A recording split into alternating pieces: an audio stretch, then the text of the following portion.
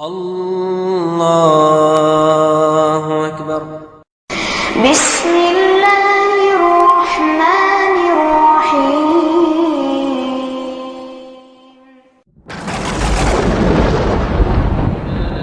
في رسول الله أسوة حسنة. لقد كان لكم في رسول الله أسوة حسنة لمن كان يرجو الله واليوم الآخر وذكر الله كثيرا. اب آپ سماعت فرمائیں 29واں درس مدینہ کے باشندے اور ان کے احوال. إن الحمد لله نحمده ونستعينه ونستغفره ونعوذ بالله من شرور أنفسنا ومن سيئات أعمالنا. من يهده الله فلا مضل له ومن يضلل فلا هادي له، وأشهد أن لا إله إلا الله وحده لا شريك له، وأشهد أن محمدا عبده ورسوله. أما بعد، اللهم علمنا ما ينفعنا وانفعنا بما علمتنا وزدنا علما نافعا وعملا صالحا یا رب العالمین.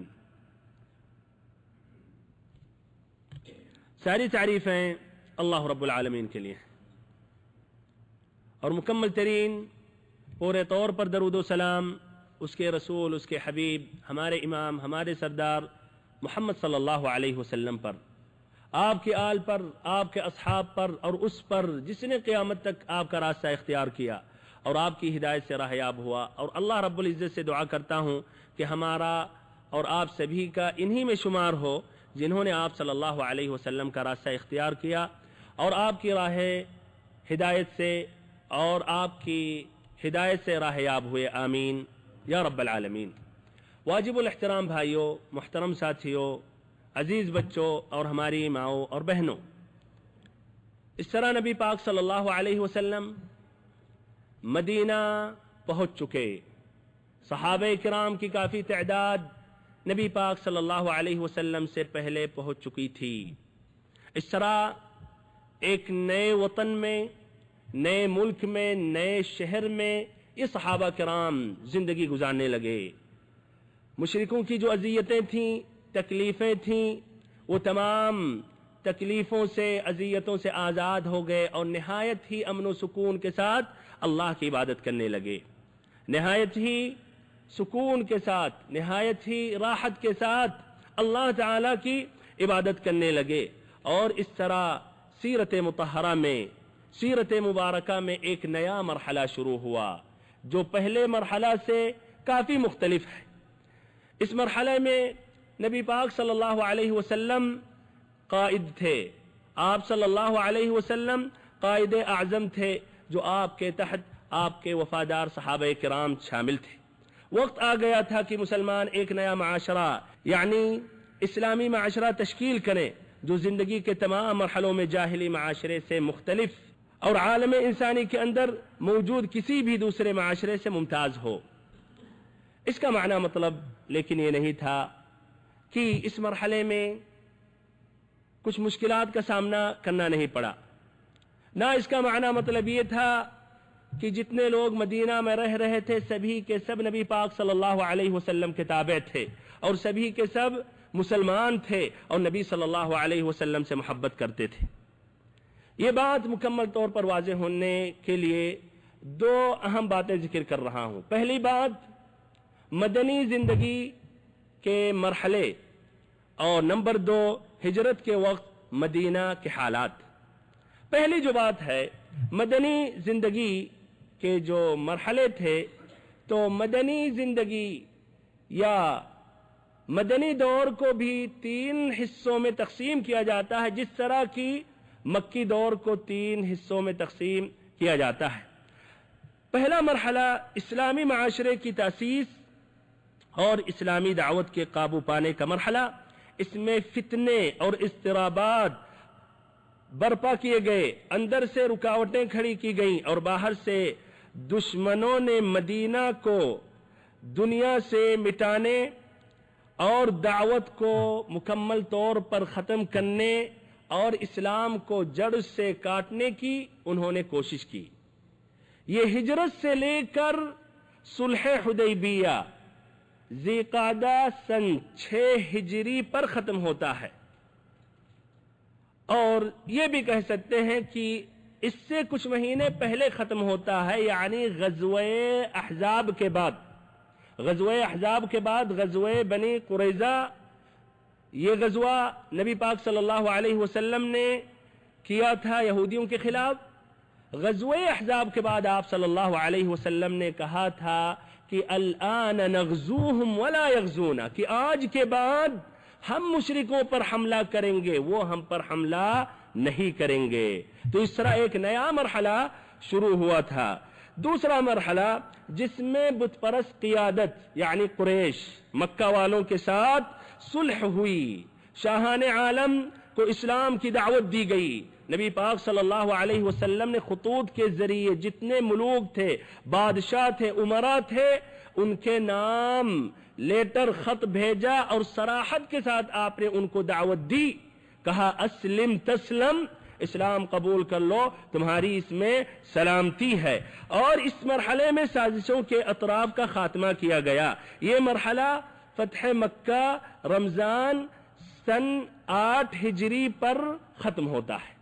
तीसरा मरहला जिसमें खिलकत अल्लाह के दीन में दर पर दर, फौज दर फौज दाखिल हुई, और कबीलों के उफूद की आमद का भी मरहला है। ये मरहला रसूलुल्लाह सल्लल्लाहु अलैहि वसल्लम के आखिरी अय्याम यानी रबीउल अव्वल सन 11 हिजरी तक मुहीत है। अब हिजरत के वक्त मदीना के हालात कैसे थे? आप सल्लल्लाहु अलैहि वसल्लम मदीना पहुंचे। मदीना का नाम था यसरिब, नाम बदला गया, नाम हो गया मदीनतुर रसूल सल्लल्लाहु अलैहि वसल्लम, यानी शहरे रसूल सल्लल्लाहु अलैहि वसल्लम, जिसको इख्तिसारन कहा जाता है मदीना।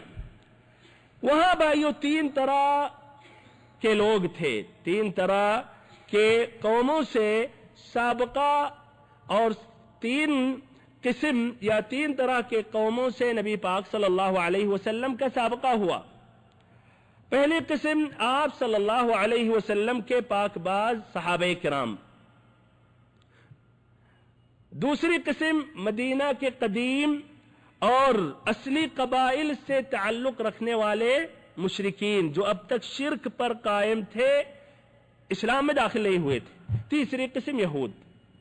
पहली जो किस्म है, जो नबी पाक सल्लल्लाहु अलैहि वसल्लम के पाकबाज सहाबे किराम थे, जो मदीना की मुंतखब और मुमताज जमात थी, इनके अंदर भी 2 तरह के लोग थे।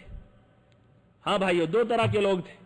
नंबर 1, हाँ 2 तरह के लोग कौन थे वो मदीना में? मुसलमानों ही में से 2 किस्म। हाँ, पहले किस्म नाम मुसलमानों की जमात में 2 तरह के लोग थे।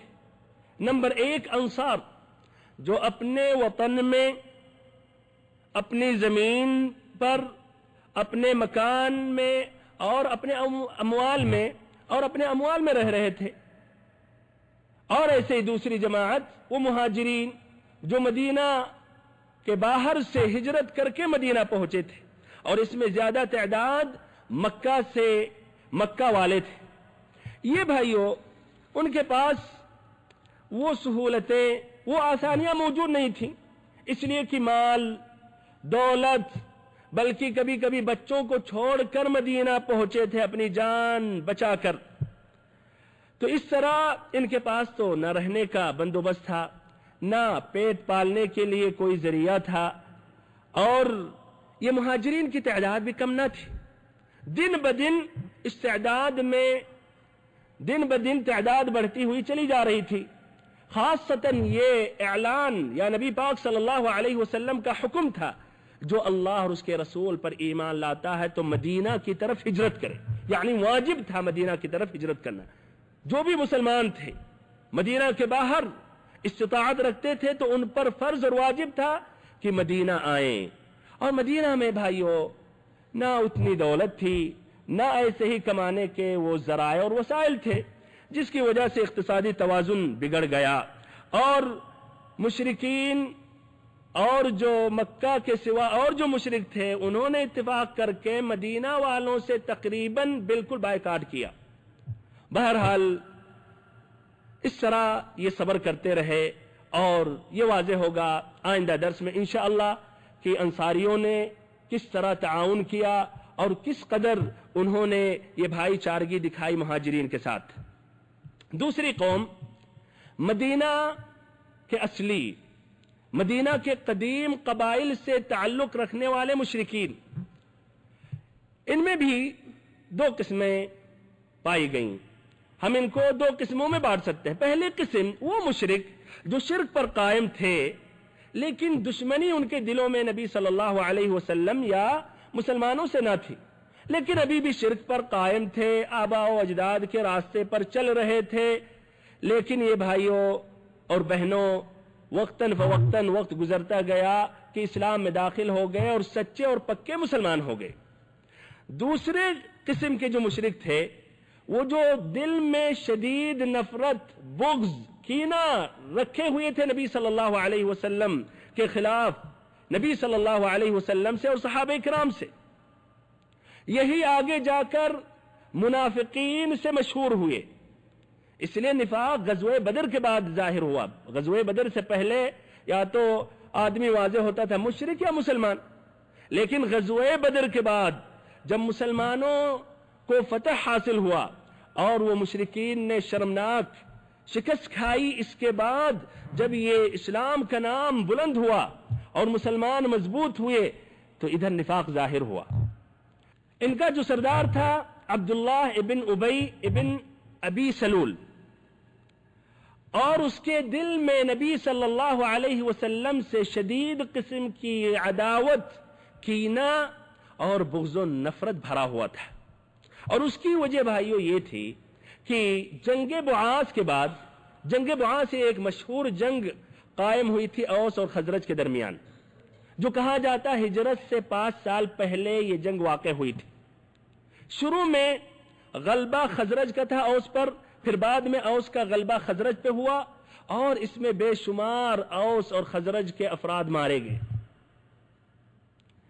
اس جنگ کے بعد بغض و نفرت اور دونوں قبیلوں میں بھر گیا، یہاں تک کہ ہر قبیلہ دوسرے قبیلے کو مکمل طور پر خاتمہ کرنے کے لیے کوششیں کر رہا تھا، اس کی سازشیں تھیں۔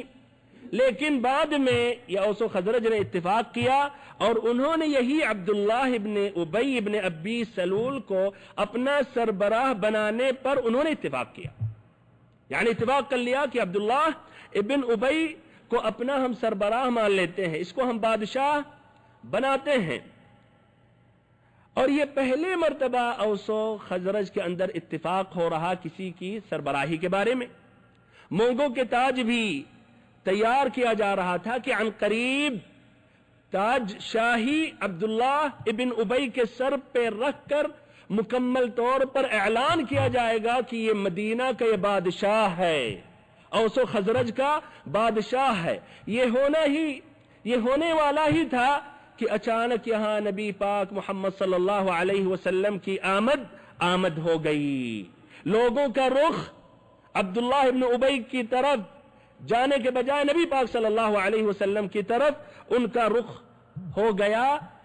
اس کی وجہ سے اس نے دل میں نبی پاک صلی اللہ علیہ وسلم کے لیے دشمنی رکھی، اس لیے اس کا یہ کہنا تھا کہ نبی صلی اللہ علیہ وسلم نے اس کی بادشاہت چھینی، لیکن جرأت نہیں تھی کہ یہ بغض یا عداوت ظاہر کرے، دل میں لیا تھا اور شرک پر قائم تھا۔ غزوہ بدر کے بعد اس نے سوچا کہ اگر میں ابھی بھی شرک پہ اگر رہوں گا تو دنیاوی مفاد بھی نہیں ملیں گے، اسی لیے بظاہر اس نے اسلام قبول کر لیا اور دل میں کفر شرک چھپایا ہوا تھا۔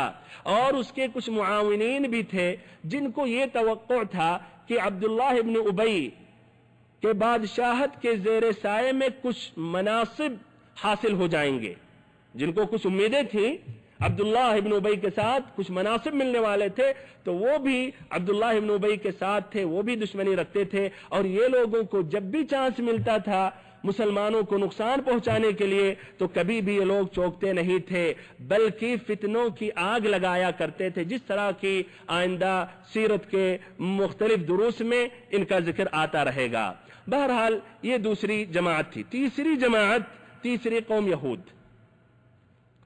یہ اصل تو عبرانی تھے اور یہ اصل شام کے رہنے والے تھے، لیکن اشوری اور رومی ظلم و جبر کے بعد یہ وہاں سے نکلے، بھگائے گئے اور آ کے حجاز میں پہنچے، حجاز میں رہنے لگے، اور آہستہ آہستہ ان کی وضع، قطع، زبان، تہذیب بالکل عربی رنگ میں رنگ گئی تھی، یہاں تک کہ ان کے نام اور ان کے قبیلوں کا نام عربی ناموں کی طرح ہو گیا، اور عربوں سے شادی، نکاح، بیاہ بھی قائم کیے، اور ایسے ہی عربوں سے شادی بیاہ کے رشتے بھی قائم کیے، لیکن ان سب کے باوجود ان کی نسلی عصبیت برقرار رہی۔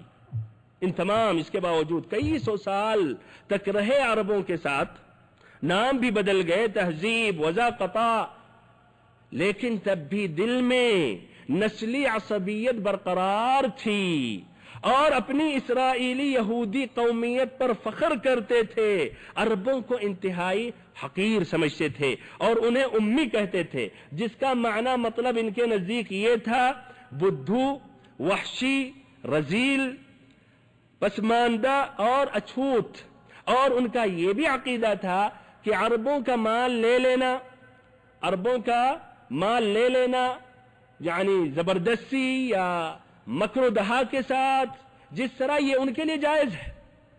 اللہ تعالیٰ نے ان کے بارے میں ذکر کیا، فرمایا ذَلِكَ بِأَنَّهُمْ قَالُوا لَيْسَ عَلَيْنَا فِي الْأُمِّيِّينَ سَبِيلٌ، انہوں نے کہا ہم پر امیوں کے معاملے میں کوئی راہ نہیں، یعنی امیوں کا مال کھانے میں ہماری کوئی پکڑ نہیں، ہمارے لیے جائز ہے۔ یہ امی جو ہیں، جو ذلیل ہیں، جو رذیل ہیں، ان کا مال ہم لے سکتے ہیں، کوئی رکاوٹ نہیں ہے۔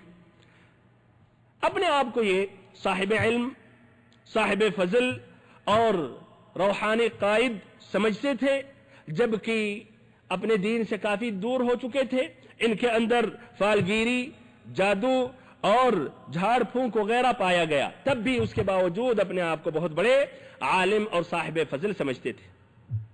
جہاں تک رہی بات دولت کمانے کی، تو اس میں کافی ماہر تھے، دولت کمانے میں کافی ماہر تھے، اور ابھی بھی بھائیو یہودی سب سے زیادہ ماہر ہے دولت کمانے میں۔ یہاں پوری دنیا میں جو بڑے جو ہوٹلز ہیں، جو دکانیں ہیں فوڈز کی، اور ایسے ہی سیاحہ، ایسے ہی عورتوں کی جو میک اپ کے جو سامان ہیں، اس پر یہودی ہی حاوی ہے۔ بہرحال تو یہ یہودی اس میں کافی ماہر تھے، تو کھجور اور شراب اور کپڑے کی جو تجارت تھی انہی کے ہاتھ میں تھی، اور یہ عربوں سے 2 گنا 3 گنا فائدہ لے کر بیچتے تھے، اور ساتھ ساتھ سود خور تھے، انتہائی درجے کے سود خور تھے، سود بھی لیتے تھے، قرض دیتے تھے لیکن سود لیا کرتے تھے، زیادہ لیتے تھے، اور اس کو بڑھا چڑھا کر لیا کرتے تھے۔ اور یہ عربوں میں جو کچھ شیوخ اور سردار تھے، ان کو بھی جا کر یہ قرض دیتے تھے، سودی قرض دیتے تھے اور زیادہ رقم میں دیتے تھے، اور یہ سردار اس سے عیش کرتے تھے، اور شعراء جو ان کی تعریف کرنے کے لیے پہنچتے تھے بغیر حساب پیسہ دیتے تھے، خرچ کرتے تھے، اور یہ یہودی ساتھ ہی ساتھ ان کی زمینیں، کھیتیاں اور باغات وغیرہ گروی رکھوا لیتے تھے، اور پھر اس طرح کچھ عرصے گزرنے کے بعد ان کے ان باغات پر، زمینوں پر قابض ہو جاتے تھے، اس کے مالک ہو جاتے تھے۔ ایسے ہی بھائیو یہود دسیسہ کاریوں، سازشوں اور جنگ و فساد کی آگ بھڑکانے میں بھی بڑے ماہر تھے، بلکہ عربوں کو لڑایا کرتے تھے، اوس و خزرج کو یہی لڑایا کرتے تھے، اور اپنے آپ کو ایک سائٹ میں کر کے تماشا دیکھتے تھے. عرب آپس میں لڑ رہے ہیں, جھگڑ رہے ہیں, مار رہے ہیں, مر رہے ہیں, قتل کر رہے ہیں, قتل کیے جا رہے ہیں, یہ تماشا دیکھتے تھے. اور جہاں دیکھتے تھے کہ آپس میں اتفاق و اتحاد ہونے والا ہے تو یہودیوں کی جو خفیہ انگلیاں تھیں پھر حرکت میں آ جاتی تھیں اور دوبارہ وہ آگ کے شعلے وہ پھر سے جلا دیتے تھے اور اس طرح پھر لڑتے رہتے تھے. ان کا فائدہ یہ تھا اس میں, ایک تو وہ خود اپنے آپ کو تو متفق اور متحد رکھے رہتے تھے, دوسروں کو لڑا کر خود متفق رہتے تھے, اور ساتھ ہی ساتھ سود کی مارکیٹ کو ٹھنڈا نہیں کرنے دیتے تھے. ظاہری بات ہے جب جنگ قائم ہوگی, جنگ میں مال کی سخت ضرورت پڑتی ہے, تو یہ کیا, یہی سود دیتے تھے اور کئی گنا فائدہ لیتے تھے. اس طرح وہ سود کے ذریعے بڑی بڑی دولتیں کماتے تھے. بہرحال یہودیوں کی 3 مشہور قبیلے مدینہ میں تھیں. یہودیوں کی 3 مشہور قبیلے تھے مدینہ میں. نمبر 1 بنو قینقاع, یہ خزرج کے حلیف تھے اور ان کی آبادی مدینے کی اندر ہی تھی. نمبر 2 بنو نذیر, نمبر 3 بنو قریظہ. یہ دونوں قبیلے اوس کے حلیف تھے اور یہ مدینہ کے اطراف میں رہتے تھے. ان کی آبادی مدینہ کے اطراف میں تھی اور ابھی بھی بنو قریظہ کے گھر مکانات مدینہ میں موجود ہیں اور جہاں ان کے باغات تھے وہ بھی موجود ہیں. یہ یہودی ان تمام باتوں کے باوجود ان کے پاس تورات یہ کتاب موجود تھی جو انہوں نے کافی بدلا, لیکن تب بھی بہت سی باتیں حق باتیں محفوظ رہیں جس میں نبی پاک صلی اللہ علیہ وسلم کی رسالت, نبی پاک صلی اللہ علیہ وسلم کے آنے کی بشارتیں, اور ان کی وجہ سے مدینہ والوں نے اسلام قبول کیا. واضح ہے نہیں بھائیو؟ سابقہ دروس میں کہ یہ 6 افراد جو یثرب کے جنہوں نے اسلام قبول کیا, آپ صلی اللہ علیہ وسلم منا کی گھاٹی سے گزر رہے تھے, وجہ کیا تھی؟ انہوں نے کہا کہ یہ وہی شخص معلوم ہوتا ہے جس کا حوالہ دے کر یہودی تمہیں دھمکیاں دے رہے ہیں, تو اللہ کی قسم تم سبقت حاصل کر لو, ان پر ایمان لے آؤ یہودیوں کو سبقت حاصل کرنے سے پہلے. تو وہ جانتے تھے, بلکہ وہ جانتے تھے کہ یہ زمانہ یہ وہی زمانہ ہے جس زمانے میں نبی پاک صلی اللہ علیہ وسلم مبعوث ہونے والے ہیں. تو کیا بھائیو, جب آپ صلی اللہ علیہ وسلم مدینہ پہنچے تو انہوں نے ایمان لانے میں سبقت حاصل کی؟ کیا رہا ہے ایمان لانے میں؟ آگے بڑھے نہیں, بلکہ عداوت دشمنی انہوں نے ظاہر کی. وجہ کیا تھی؟ پہلی وجہ یہ تھی کہ نبی اکرم صلی اللہ علیہ وسلم ان کی نسل میں سے نہ تھے, اور یہ بات ابھی گزری ہے کہ ان کے اندر نسلی عصبیت تھی, یہ لوگوں کے اندر عصبیت تھی. تو نبی صلی اللہ علیہ وسلم جب اسماعیل ابن ابراہیم علیہ السلام کی نسل سے تھے اور ان کی خواہش تھی کہ یہ نبی پاک صلی اللہ علیہ وسلم اسحاق ابن ابراہیم علیہ السلام کی نسل سے رہیں. اللہ اکبر, یہ بھی اپنی رائے پیش کر رہے ہیں, سبحان اللہ. یعنی ان کی رائے کے موافق جب اللہ پیغمبر بھیجے گا تبھی قبول کریں گے, اس کے دین میں داخل ہوں گے, ورنہ نہیں. سبحان اللہ, دیکھیں یہودیوں کی بدبختی. بہرحال اس طرح انہوں نے ایمان نہیں لایا, اور ساتھ ہی ساتھ یہ اسلام یہ جو دین ہے ایک صاف ستھرا دین ہے.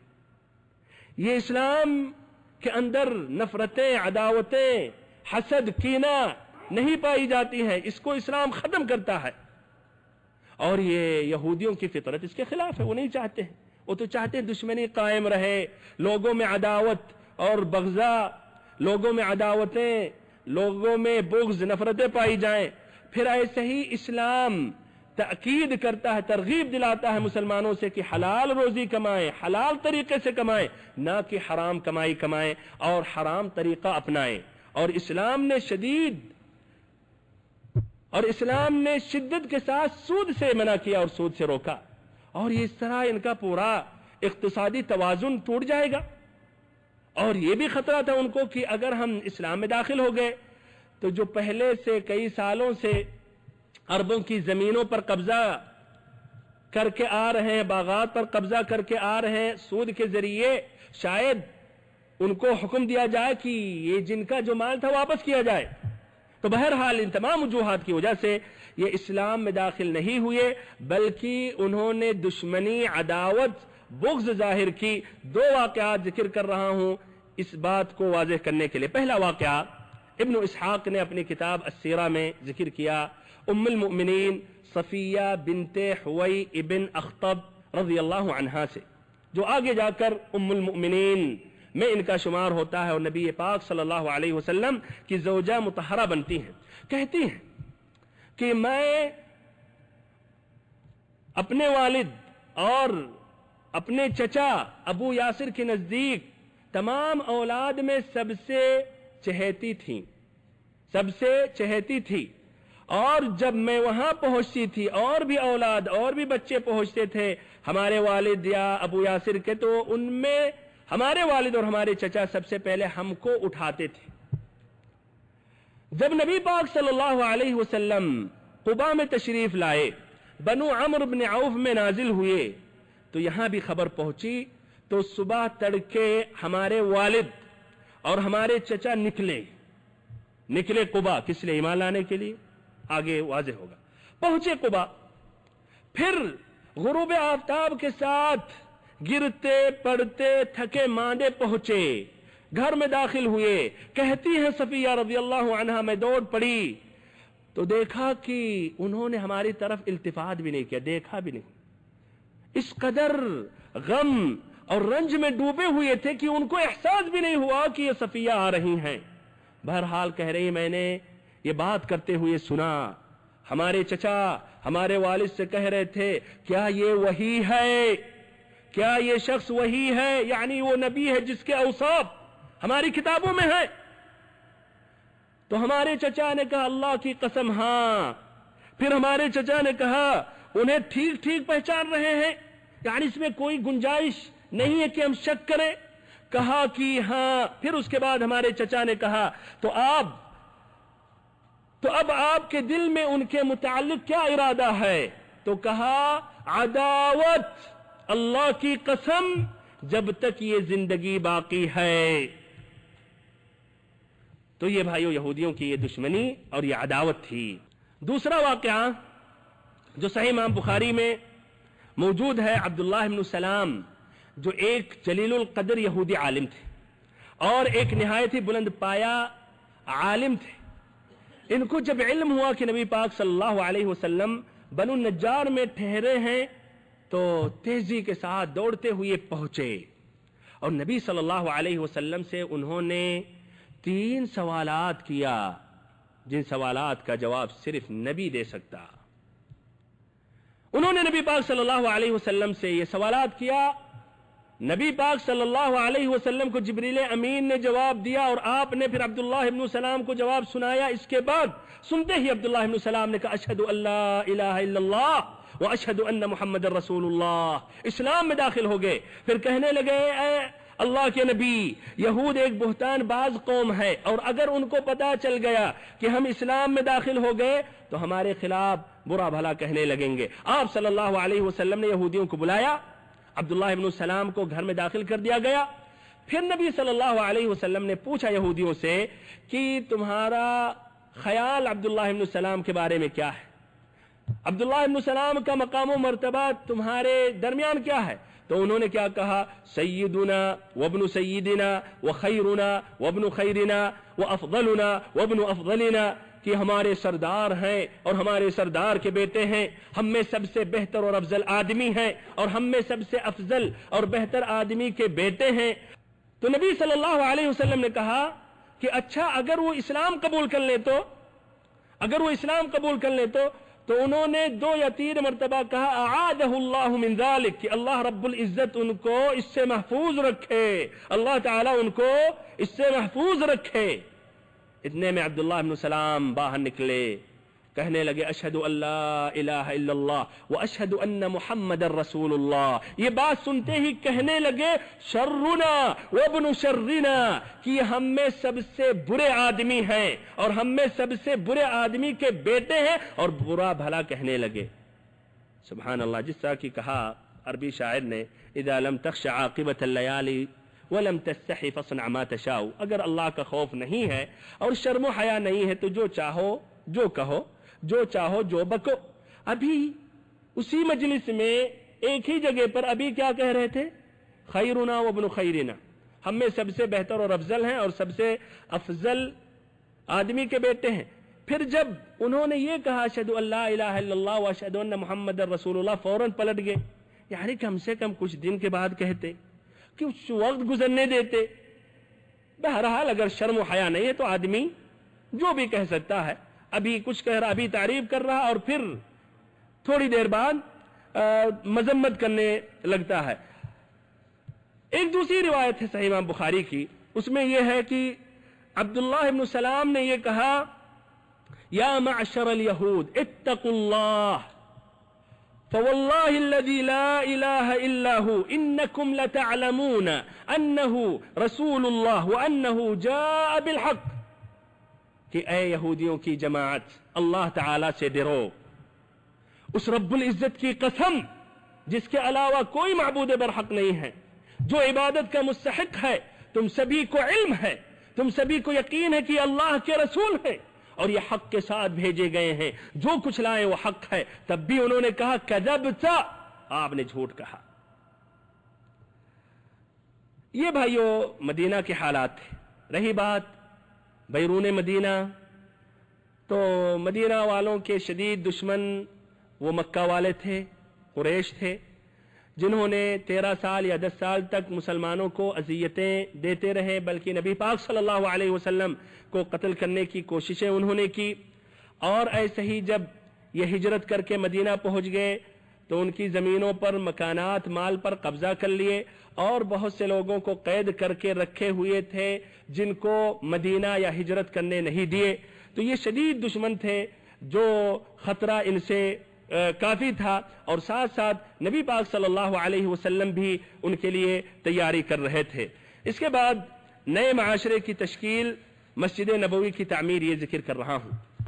نبی پاک صلی اللہ علیہ وسلم بروز جمعہ 12 ربیع الاول سن 1 ہجری موافق 27 ستمبر سن 622 عیسوی میں مدینہ پہنچے تھے، اور یہ بات واضح ہو چکی کہ آپ جب مدینہ میں داخل ہوئے تو ہر انصاری، ہر شخص اوس یا خزرج کا چاہتا تھا کہ نبی پاک صلی اللہ علیہ وسلم انہی کے گھر ٹھہرے، لیکن آپ صلی اللہ علیہ وسلم کہتے تھے، جب وہ نکیل پکڑ کے نبی پاک صلی اللہ علیہ وسلم کی اٹھنی کی نکیل جب پکڑ کر کہتے تھے کہ آپ ہمارے گھر تشریف لائیں، تو آپ صلی اللہ علیہ وسلم کہتے تھے دعوہا فإنہا مأمورہ، کہ اس کو چھوڑ دو، یہ اللہ تعالی کی طرف سے مأمور ہے۔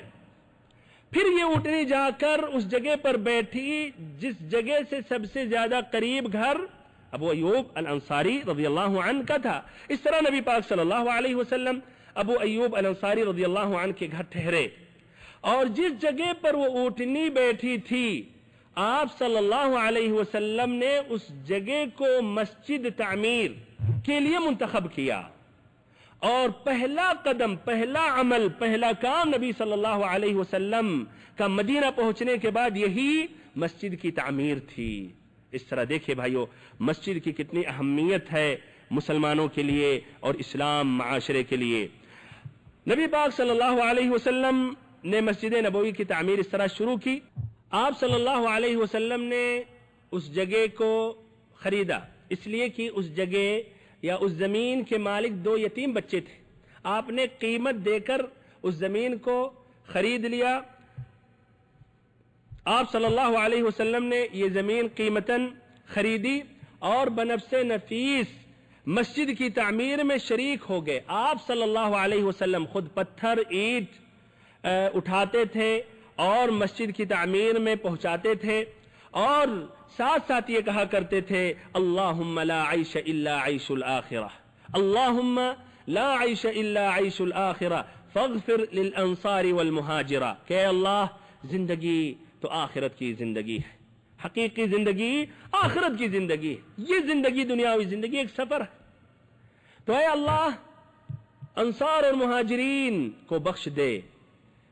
نبی پاک صلی اللہ علیہ وسلم کہ ان کلمات، اور خود آپ صلی اللہ علیہ وسلم جو مسجد کی تعمیر میں شریک رہتے تھے، اس کی وجہ سے صحابہ کرام کے جوش و خروش اور سرگرمی میں بڑا اضافہ ہو جاتا، اور وہ بھی یہ پڑھا کرتے لئن قعدنا والنبی یعمل لذاک منا العمل المضلل، کہ اگر ہم بیٹھے رہیں گے اور نبی صلی اللہ علیہ وسلم کام کریں گے تو یہ ہمارا یہ کام گمراہی کا کام ہوگا۔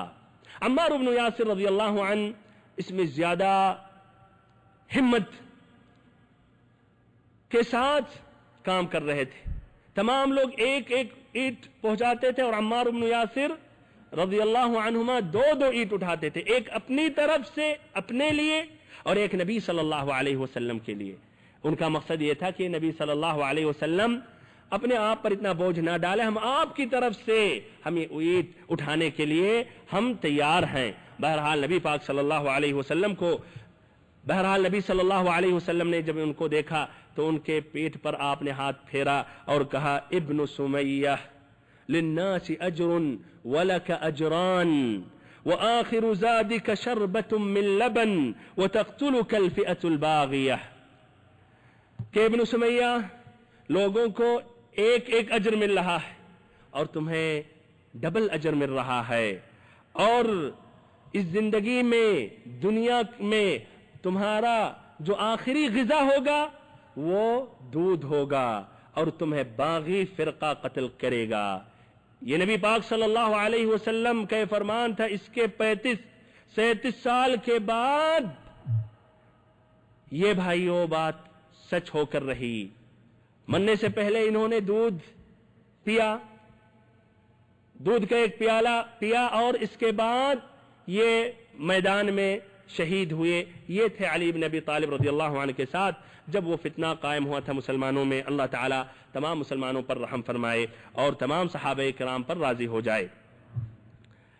اس طرح یہ مسجد نبوی کی تعمیر مکمل ہو گئی 12 دن کے اندر۔ یہ مسجد نبوی تعمیر ہونے کے بعد مسجد کے قریب میں نبی پاک صلی اللہ علیہ وسلم کے حجرے بنائے گئے، جو حجرات ازواج النبی صلی اللہ علیہ وسلم، یعنی نبی پاک صلی اللہ علیہ وسلم کی بیویوں کی جو حجرات یا کمرے تھے۔ شروع میں 2 رومز بنائے گئے، 2 روم، ایک سودا بنت زمعہ رضی اللہ عنہا کے لیے اور دوسرا روم عائشہ رضی اللہ عنہا کے لیے۔ اس کے بعد جب بھی نبی پاک صلی اللہ علیہ وسلم شادی کرتے تھے تو ایک نیا روم یا نیا حجرہ بناتے تھے۔ یہ حجرہ کی کیفیت اگر آپ سننا چاہتے ہیں تو اس کے بارے میں حسن البصری رحمہ اللہ کہتے ہیں کہ میں عنفوان شباب میں تھا، عثمان غنی رضی اللہ عنہ کے دور خلافت میں ان حجرات میں داخل ہوتا تھا تو چھت کو اپنے ہاتھ سے چھو لیتا تھا، یعنی اتنی چھوٹی چھت۔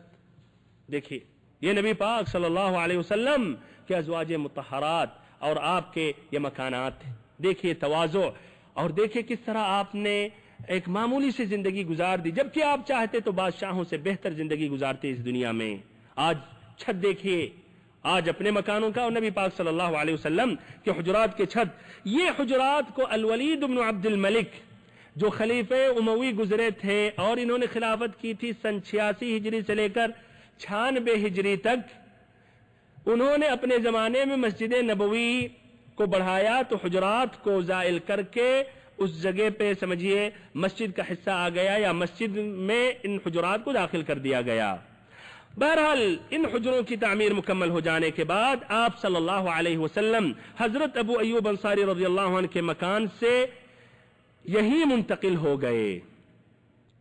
اب اللہ تعالیٰ سے آخری میں دعا کرتا ہوں کہ اللہ تعالیٰ ہم سبھی کو علم نافع عطا کرے، ہم سبھی کو نبی پاک صلی اللہ علیہ وسلم کی سیرت مبارکہ، سیرت مطہرہ مکمل طور پر سمجھنے کی توفیق دے۔